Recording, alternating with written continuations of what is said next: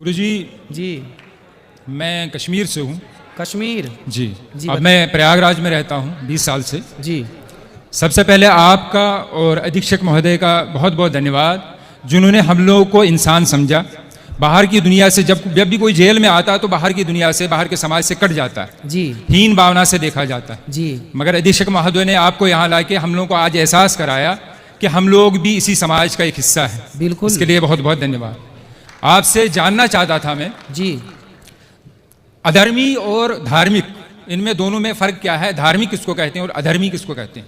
धार्मिक और अधार्मिक, जी। धर्मी और अधर्मी जी किसे कहते हैं? जी जो दूध पीता हो जी वो तो धार्मिक है, जी जो शराब पीता हो वो अधार्मिक है, जी जो गाय को माता मानता है जी वो धार्मिक है, जी जो गाय की हत्या करता है वो अधार्मिक है, जी जो जीव मात्र में दया रखता हो, सबके प्रति दया, जी जो चींटी से लेकर हाथी तक पर दया करता हो, सब पर दया का भाव जिसका है वो धार्मिक है, और जो क्रूर है, जो सबको मारना चाहता है, काटना चाहता है, वो अधार्मिक है। जी। अब जानना ये चाहता हूँ जी। कि बताया जाता है, आप ही कहते हैं कि किसी की हत्या या किसी के बुरा नहीं सोचना चाहिए। जी। इसका मतलब है कि अक्सर हमने देखा है भजनों में या आखिर में पूजा में होता है कि अधर्म का नाश हो। हाँ। तो अधर्म में कौन लोग आते हैं? अधर्म में वही सब लोग आते हैं जो गलत काम करते हैं, मतलब पूरी दुनिया में। जी। तो उनका नाश करना, ये कहना ये उचित है? क्या नाम है आपका? हयात मोहम्मद शौकत। हयात मोहम्मद शौकत जी। हम हिंदुओं के यहाँ भैया जयकारा लगती है अधर्म का नाश हो, जी। अधर्मी का नाश ना हो, अधर्मी नहीं अधर्म का नाश हो। जो व्यक्ति के अंदर अधर्म है, जैसे आप शराब पी रहे हैं, जी। तो आपका नाश ना हो, आपके अंदर जो शराब पीने की गलत आदत है उस अधर्म का नाश हो, व्यक्ति का नाश नहीं। समझो आप, जी। व्यक्ति का नाश नहीं बोला गया, जी जी व्यक्ति का नाश हो ऐसा नहीं, अधर्म का। अधर्म मतलब अधर्म करने वाले, जैसे अधर्म गलत सोच, गलत विचार, जैसे दूध पीना धर्म है, शराब पीना अधर्म है, तो शराब मत पी भैया, पी रहा है तो छोड़ दे और दूध पर आ जा। तो अधर्म का नाश हो का मतलब है व्यक्ति का नाश नहीं, व्यक्ति के भीतर की बुराई। इसलिए तो सनातन संस्कृति श्रेष्ठ है मेरे भाई, कि हम हिंदू, हम सनातनी व्यक्ति का नाश नहीं चाहते, उसके अंदर की बुराई का नाश चाहते हैं। थोड़ा सा और समझ चाहूँगा मैं। जी। अगर आपकी नज़र में इसका अर्थ मैं इतना समझा हूँ, बड़े ही मतलब रेस्पेक्टली आपसे कह रहा हूँ मैं, जी। कि सनातन धर्म बहुत अच्छा है। जी। इसका अर्थ यही समझ पाया हूँ मैं। जी जी। कि इसमें किसी की हत्या नहीं चाहते। बिल्कुल बिल्कुल। फिर हमारा देश ऐसा क्यों नहीं करता? हथियारों पे करोड़ों नहीं अरबों रुपया खर्च किया जाता हथियार खरीदने के लिए। ठीक है। किस लिए खरीदा जाता है हथियार जी गुरुजी? जी। कि हम दुश्मन से अपनी सुरक्षा करें। बिल्कुल बिल्कुल। फिर ऐसा क्यों नहीं करते? हम लोग सबको कहें, अगर मुझे कोई मारने आए, जैसे आप कहते हैं कि हत्या पाप है, अगर मुझे कोई मारने आए, कत्ल करने आए, क्या मैं उससे ये कहूं कि भैया मैं सनातनी हूं, तुम मुझे मार दो, मगर मैं तुम्हारे ऊपर हाथ नहीं उठा सकता? ना, इसकी परिभाषा समझनी पड़ेगी। हमारे हाथ में यदि माला है तो समय आने पर भाला भी हो सकता है। यदि हमारे मन में, देखिए, हमारे हृदय में दया है, हमारे हृदय में दया है, कायरता नहीं है। हम आपको देखेंगे कि आप दया के योग्य हैं तो आप पर दया करेंगे, और यदि देखेंगे कि आप दया के योग्य नहीं हैं तो घर में घुस के हनुमान जी लंका भी जलाते हैं। नहीं, मुझे अभी सवाल करना है बेटा। हम यहाँ जेल में जी। सब लोग जितना प्यार से, सद्भावना से जेल में रहा जाता, मुझे लगता आजकल बाहर की दुनिया में नहीं रहा जाता। बिल्कुल सही कह रहे हैं आप। मगर यहाँ 2-3 दिन से मैं देख रहा हूँ, जैसे आप भी थोड़ा सा ये कह रहे हैं, कुर्बानी की बात उठी। जी जी। कि कुर्बान, हत्या, बार बार यही बात आ रही है। जैसे मैंने आपसे कहा है कि अगर कोई भी, अगर हम अपने देशवासी सब लोग यहाँ के हमारे जो बड़े हैं, नेता हैं, प्रधानमंत्री हैं, वो अगर सब दूसरे देशों से फिर कहे कि भाई हमें हथियार नहीं खरीदने, हम सनातनी, हम किसी को नहीं मारेंगे, तुम भी हमसे दुश्मनी ना रखो। मारेंगे की बात नहीं है। हमारे भगवान श्री कृष्ण ने अर्जुन हथियार डाल दिए थे। जी। मैं महाभारत नहीं लड़ूंगा। जी। आपने महाभारत के बारे में कुछ सुना है? अर्जुन के बारे में कुछ सुना है? हल्का हल्का थोड़ा सा। अर्जुन नाम के एक हमारे यहाँ भक्त हुए हैं, उन्होंने महाभारत का युद्ध हुआ तो उन्होंने हथियार डाल दिए कि जी मैं युद्ध नहीं करूंगा, क्योंकि सामने मेरे गुरु हैं, मेरे पितामह हैं, मेरे अपने भाई हैं, मैं उन पर कैसे धनुष चलाऊंगा, बाण चलाऊंगा। तब भगवान ने कहा तू क्षत्रिय है, कर्मण्येवाधिकारस्ते मा फलेषु कदाचन, तू कर्म कर, तू क्षत्रिय है, क्षत्रिय का धर्म है युद्ध करना। हम बेवजह किसी को नहीं मारते भैया, हम बेवजह किसी चींटी को भी हमारे यहाँ दाना डालने की परंपरा है, कुत्ते को रोटी देने की परंपरा है, गाय को रोटी देने की परंपरा है, कबूतरों को पक्षियों को दाना डालने की परंपरा है। बेवजह किसी को नहीं मारते, पर कोई छेड़ता है तो छोड़ते भी नहीं है। बेवजह मैं मानता हूं कि नहीं मारा जाता, किसी भी धर्म में नहीं। हाँ, हमारे कुरान में भी लिखा है कि एक मानव की हत्या पूरे मानवता की हत्या है। बिल्कुल सब धर्म, ये आप भी मानते होंगे कि कोई भी धर्म किसी को मारने की इजाजत नहीं देता। बिल्कुल, बिल्कुल। धर्म कोई भी बुरा नहीं। हाँ। अगर मैं शराब पी रहा हूं इसका मतलब नहीं कि मेरा धर्म बुरा है। जी जी। अगर कोई मेरा हिंदू भाई कोई गलत काम कर रहा है इसका मतलब मैं उंगली उसके धर्म पे नहीं उठा सकता। बिल्कुल, उसका व्यक्तिगत सोच है, व्यक्तिगत उसकी गलती है। बिल्कुल बिल्कुल। मगर एक बात मैं बता दूं कि अगर एक प्रोफेसर एक दूसरे क्लास के सेकंड क्लास के बच्चे को 12th क्लास का सवाल पूछे, हाँ, तो क्या वो जवाब दे पाएगा गुरुजी? बिल्कुल नहीं दे पाएगा। सही है। इसी तरह आप जितने ज्ञानी हैं, मगर यहाँ प्रश्न ऐसे लोगों से, हम बेचारे, हम तो जेल में बंद जी, और इतने ज्ञानी नहीं हैं। जी जी। तो उससे गलत सोच, कुछ जगह थोड़ा गलत मैसेज जाता है कि नहीं हमारे धर्म में, अगर जैसे कुर्बानी की बात लीजिए आप, हाँ, कुर्बानी जो ईश्वर, जिसको अल्लाह मैं कहता हूं, आप ईश्वर कहते हैं, जो अदृश्य है, जी जी जी, जिसने इस पूरी सृष्टि का निर्माण किया है, बिल्कुल सब कुछ मेरे लिए, पानी, खाना, जो कुछ अन्न मुझे दिया है उसी ईश्वर ने दिया है। जी जी। पानी, जल दिया है उसी ईश्वर ने दिया है। बिल्कुल। माफी चाहता हूं कि मेरी हिंदी इतनी अच्छी ना नहीं ना, है। आप अच्छा बोल रहे हैं भैया, बहुत अच्छा बोल रहे हैं आप। जो कुछ भी इस धरती पे है एक मनुष्य के लिए दिया है। जी जी। अब मैं एक इतनी बात जानता हूं कि अगर वही ईश्वर जी। और एक तरफ मेरे पिताजी हों और एक प्रश्न करें कि मैं तुमसे कुछ चाहता हूं, और मुझे उस टाइम किसकी माननी चाहिए? देखिए, अपने पिता की कि ईश्वर की? या मैं आपसे सवाल नहीं कर रहा हूं। हाँ। मेरी नजर में मुझे उस टाइम उस ईश्वर की माननी चाहिए जिसने ये सारी धरती, जिसने सारी फैसिलिटीज मुझे दी हैं।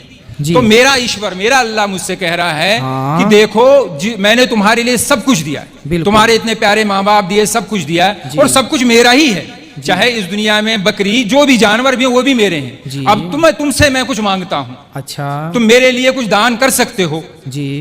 इंसान की नहीं मांग रहा, जो हमारे प्रॉफिट जो रह चुके हैं उन्होंने उनको अपने बेटे को दिया था। जी जी। मगर उसके बाद कहा गया है कि तुम मेरे लिए कुछ कर सकते हो। जी, मैं तो उनके लिए, अपने अल्लाह के लिए जान भी दे सकता हूं। जी जी। तो उसके बदले मैं जो हुक्म मिला है कि आप ऐसा कीजिए, ये दान किया कीजिए, तो ये सिर्फ इसलिए है कि एक प्रथा है कि मैं हमेशा हर पल तैयार हूं, जिसने मुझे इस दुनिया में लाया है, जो मुझे सब कुछ करता, मैं उसके लिए सब कुछ कर सकता हूं। ठीक है, ये विचार है मेरे। सही है, सही तो है। मैं ये नहीं चाहता है कि कोई गलत मैसेज जाए। बिल्कुल बिल्कुल। देखिए, बात गलत और सही की नहीं है, बात तो पर्सनल, व्यक्तिगत। जैसे मैं आपसे एक सामान्य सवाल करूं, इस पर नहीं कि आपका मजहब क्या है, पंथ क्या है, धर्म क्या है। जी। हम धर्म, मजहब, पंथ को थोड़ी देर के लिए अलग करके, और एक इंसानियत के नाते, हम भाई भाई के नाते बात कर लें आपस में, और एक जरा सा विचार कर, आप मेरे से पूछिए कि बताइए कि क्या किसी की हत्या करना सही है, तो मैं बोलूंगा भैया नहीं। ऐसी मैं आपसे पूछता हूं एक भाई के नाते, एक सामान्य चर्चा के नाते, कि बताओ किसी की हत्या, हम भगवान को, अल्लाह को अभी इस बात से अलग रखें, बस एक सामान्य दृष्टिकोण से बात करें कि बताओ, आप मेरे से पूछे, अभी आपने पूछा मेरे से, तो मैंने बताया कि हत्या करना गलत है। अब मैं आपसे पूछ रहा हूं कि बताइए क्या किसी की हत्या करना सही है? मैं इसका उत्तर ये दूंगा कि ये निर्भर करता है परिस्थिति पे। यहाँ जितने भी मेरे भाई मर्डर में आए हैं, किसी ने खुशी से नहीं किया। बिल्कुल। कोई परिस्थिति ऐसी उत्पन्न हुई, बिल्कुल, या कोई दुश्मनी थी, कोई किसी को। एक अभी आया है आखंड, जो हमारा हिस्सा है, 2 दिन पहले की बात है। हाँ। उसकी बहन को किसी ने बलात्कार किया था। वो लड़का बलात्कारी अंदर आया, मगर वो 2 महीने में जमानत पे छूट गया, तो उसके भाई ने उसको बाहर मार दिया।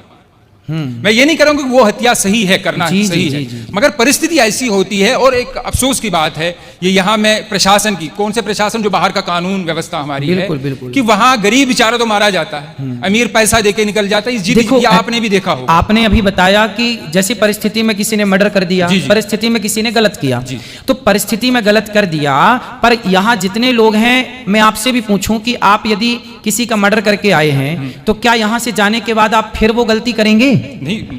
तो अगर नहीं, अगर परिस्थिति वैसी, मुझे अगर कोई मारने आएगा तो मैं तो मारूंगा। हाँ, लेकिन यूं ही आप तो किसी की चढ़ाई नहीं करेंगे ना। ऐसे तो पागल नहीं है ना कि हम किसी को भी, जैसे कहा बस वही तो है कि मजबूरी थी, चींटी को भी पैर मतलब देख के। बिल्कुल बिल्कुल। फिर करोड़ों की कंपनियां ऑल आउट क्यों बेचती है? वो मच्छरों को मारने के लिए दवाई क्यों देती? कॉकरोच को मारने की दवा क्यों देती? जी, उस पर बैन लगा दे फिर सरकार। जी।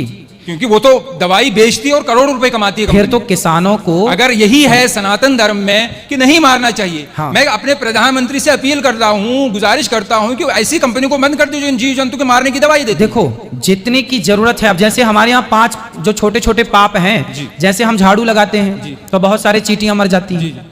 हम लोग बारिश गर्मियों में घड़ा में पानी भरते हैं तो ठंडक के कारण बहुत सारी चींटियां आती हैं, मर जाती हैं। हम लोग लकड़ी और कंडा समझते हैं, गाय का सूखा गोबर, उसको ओपले बोलते हैं। क्या बोलते हैं आप? ओपले। जैसे घर में चूल्हा, आजकल तो गैस का जमाना है, आज के 100 साल पहले लोगों की रोटियां घर के चूल्हे पे बनती थी। चूल्हे पर लकड़ी और कंडा ओपला लगाया जाता था। उस ओपले में बहुत सारे जीव जंतु होते थे कि नहीं? तो वो मारे जाते थे जब हम रोटी बनाते थे। तो ऐसे कुछ सामान्य पाप हैं जो हमसे नित्य होते हैं। जैसे हम चल रहे हैं, चींटियां मर जाती हैं। किसान खेत में चने बोता है, इल्ली लग जाती है तो दवाई का छिड़काव करके इल्लियों को मारना पड़ता है। मारना पड़ता क्योंकि वहां मारने की इच्छा नहीं है, वहां पर मजबूरी है। बात समझ रहे हैं? किसान यदि इल्ली ना मारे तो इल्ली पूरी फसल मार देगी। यदि आप लकड़ी और कंडे की चींटी और लकड़ी और कंडे के जीवों के लिए सोचें तो आप भूखे मर जाएंगे, रोटी बना ही नहीं पाएंगे। तो जो सामान्य पाप होते हैं आपसे हमसे, वो जानकर नहीं करते हम, वो मजबूरी है। बात समझ रहे हैं आप? वो मजबूरन करना पड़ता है। हम किसी को यूं ही नहीं मारेंगे, मजबूरन हमें, हमारी सेना बंदूक लिए घूम रही है ना, कि मजबूरन जरूरत पड़ने पर अटैक होगा। उसी तरह से हम जानबूझकर किसी को नहीं मारते, मजबूरी पे मारना पड़ता है। इल्ली को, मच्छर को, मक्खी को, उसी तरह मजबूरी है तो इनको मारा गया। हम बेवजह नहीं मारते किसी को। बात ये नहीं है कि आप क्यों मारते हैं, बात ये है कि वे वजह क्यों मारते हैं। बस बात ये है, वे वजह। वही मैं भी कह रहा हूं ना कि ये गलत धारणा है कि हमारे धर्म में शायद किसी को बिला वजह मारा जाता है। जी। ऐसी धारणा बाहर न जाए। हर धर्म, कोई भी धर्म नहीं सिखाता। हाँ, बस बात भाई ताली बजा रहे हैं कि आपकी बात पे सही बात है, मगर किसी भी धर्म में, हमारे धर्म में अगर ये मुझे एक जिसको लाइफ साइकिल कहते हैं, जी, जीवन चक्र, कि ये चीजें हैं। अगर पेड़ काटना भी पाप है, हाँ, मगर रबर, अगर पेड़ ना काटा जाए, रबर ट्री जो होता है तो गाड़ियों के टायर नहीं बनेंगे। बिल्कुल। जिस वो आवश्यकता है, जिस गद्दी पे आदमी बैठ, आवश्यकता है, बिल्कुल। तो रीजन है। मगर जब मारा जाएगा, जब वो जानवर काटा जाएगा, तभी उसकी खाल निकलती है, तभी उसको, बहुत से लोगों का जीवन चलता है, जूते चमड़े का कारोबार, ये सब चलता है। तो उसी ऊपर वाले ने दिया है, उसी ने अगर हमें परमिशन दी है कि आप इसको मार के कुर्बानी या खा सकते हैं, तो इसमें मेरी नजर में कोई गलत बात नहीं। ठीक है, आप यदि रीजन दे रहे हैं तो मैं रीजन, मैं आपकी बात को काट नहीं रहा हूँ, साइंटिफिकली एक प्रूफ है। हाँ। गुरुजी आखिरी बात कर रहा हूँ, जी, कि जो शाकाहारी जानवर होता है उसके जो टीथ होते हैं, दांत होते हैं, वो सपाट होते हैं। और जो मांसाहारी होता है, चाहे वो कुत्ता हो चाहे वो शेर हो, जो मांस खाता है, उसके 4 दांत नोकीले होते हैं। मगर ऊपर वाले ने मनुष्य को भी 4 नोकीले दांत दिए हैं। रीजन यही है कि अगर सिर्फ दुनिया में, सिर्फ मैं मुसलमानों की बात नहीं कर रहा हूं, अमेरिका में क्रिश्चियन है, जूस हैं, जितने भी धर्म हैं, सब में खाया जाता है। क्या मांस? जी नहीं तो मांस खाया, हर किस्म का मांस खाया जाता है। मांस खाना सही मानते हैं आप? जब परमिशन, जब मुझे मेरे ईश्वर ने, जिसने मुझे जना है, उसने परमिशन दी है, तो तब तो मैं कोई बात आपके हिसाब से सही है, पर हम हिंदुओं के हिसाब से, हम देखो मांसाहारी जो कुत्ता होता है ना, जितने भी मांसाहारी जानवर हैं वो जिह्वा से पानी पीते हैं। कुत्ता चाट कर पानी पीता है, शेर चाट कर पानी, बिल्ली चाट कर। लेकिन जो शाकाहारी जानवर हैं, बकरी है, गाय है, ये होंठों से, मुंह से पानी पीते हैं। अब आप बताइए कि आप मुंह से पानी पीते हैं कि जिह्वा से चाट कर पानी पीते हैं? फिर दांत नहीं, दांत का भैया सुनो, दांत का, मेरा सिर्फ इतना कहना है कि जैसे आपने कहा कि आपके, हमारे धर्म में मेरे ईश्वर एक ही है। हाँ, उसने जब परमिशन दी है मुझे, आप कह रहे हैं कि आपको नहीं, मगर यह तो नहीं होना कि दुनिया में यह भावना हो कि नहीं ये धर्म अच्छा, बाकी धर्म अच्छे नहीं। देखिए, हमारा जो सनातन धर्म है, उस जैसे आपके धर्म में तो ये कहा जाता है कि जैसा आप ही बता रहे हैं कि आपके यहाँ मांस खाना सही मानते हैं वो लोग, हमारे यहाँ मांस खाना सही नहीं मानते। हमारे यहाँ किसी भी मंदिर में जो मनमाने ढंग से बकरा बकरे की बलि चढ़ाते हैं मंदिरों में, वो गलत चढ़ाते हैं, हम लोगों से गलत मानते हैं। हमारे यहाँ मंदिरों में 56 भोग लगता है भगवान को, बढ़िया दाल चावल खीर पूड़ी सब्जी बादाम काजू पिस्ता, इनका भोग लगता है। जब हमारे यहाँ ये कहा जाता है कि जब खाने को 56 भोग हैं तो क्यों अपने स्वाद के लिए किसी की हत्या की जाए, इसलिए हिंदू लोग मांस नहीं खाते। ये अपनी अपनी विचारधारा है। आप खाते हैं तो उसमें आपकी अपनी विचारधारा है, हम लोग नहीं खाते उसमें हमारी अपनी विचारधारा है। अब ये देखना है कि किसकी विचारधारा श्रेष्ठ है। यदि श्रेष्ठता का निर्णय किया जाएगा तो ये देखा जाएगा, और निर्णय नहीं करना तो अपनी अपनी जगह सब ठीक है। जी यही मैं कह रहा हूँ, आखिरी बात। हाँ जैसे आपने कहा कि मैं आपके धर्म को इसलिए बुरा नहीं कह सकता ना कि ये लोग देखो मांस नहीं खाते, तो दूसरा धर्म वाला ये क्यों कहे कि देखो ये मांस खाते इसलिए बुरा है। फिर मेरी नजर में भी बहुत ही निम्रता से मैं आखिरी बार कहता हूं, जिससे मेरी नजर में शंका सवाल उठते हैं। हाँ कि ये शायद मुझे पता चला कि शायद आपने जवाब दिया है। जी हमें बचपन से सिखाया जाता है कि चोरी, मैं सब भाइयों से, कोई मेरे दिल में कोई ऐसी बात नहीं है। नहीं आप बिल्कुल बात करिए भाई की तरह। कोई चोरी 5 पैसे की हो या 5 लाख की चोरी होती है, बचपन से स्कूलों में भी सिखाया। बिल्कुल बिल्कुल बिल्कुल। फिर क्यों एक चीज, भगवान कृष्ण जी के बहुत से गुण होंगे, मगर बार बार ये माखन चोर क्यों कहा जाता? हर बच्चा चोरी करता, इसका मतलब ये नहीं कि मेरा बच्चा बचपने में चीनी चुराता था तो मैं उसको बड़ा होकर उसकी शादी भी होगी मैं उसको कहूँ ए चीनी चोर, अबे चीनी चोर। सुनिए तो क्या है ये तो मेरे दिल में अजीब ना आता नहीं, चोर क्यों मैं कहा उत्तर दे दूं आपको। आपने बोला 5 पैसा चुराए या 5 लाख चुराए, पर भगवान कृष्ण हमारे माखन चुराते हैं। जी। माखन ना 5 पैसा है ना 5 लाख, खाने पीने की चोरी नहीं मानी जाती। वही मैं भी कह रहा हूं, मगर फिर और हमारे यहाँ भगवान कृष्ण को ना चित्त चोर कहा गया है। क्या कहा गया है? चित्त चोर। चित्त चोर, चित्त मतलब हृदय। माखन चोरी का मतलब है मक्खन के जैसा जिसका मन होगा उस मन रूपी माखन की चोरी कर लेते हैं भगवान। ये मतलब मन में एक सवाल था कि मतलब जी। अजीब सा लगता था कि ऐसा क्यों कहा जाता, आपने उसको स्पष्ट कर दिया। जी। बाकी धन्यवाद। खुश। और कोई सवाल हो तो पूछिए आप, अच्छा लग रहा है आपसे बात करके।